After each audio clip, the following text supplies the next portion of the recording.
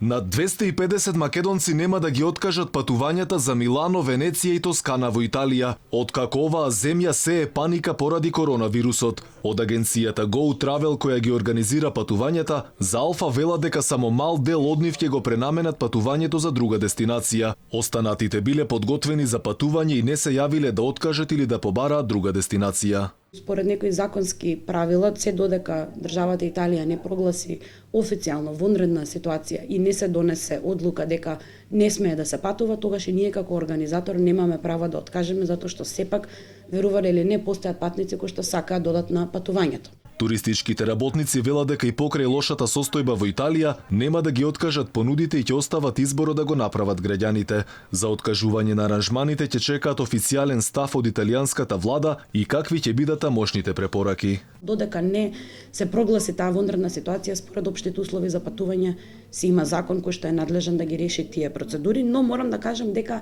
сум изненадена колку луѓето беа позитивни. Немаше реакција од типот на ќе ве тужиме, бидејќи тоа нели често се случува, агенциите се секогаш виновни, туку огромно разбирање и можам да кажам дека веќе 80% се исконтактирани и голем дел од нив префатија да се префрлат средствата, бидејќи сепак деновите ги земале, сакале да патуваат и не им е целта да седат дома.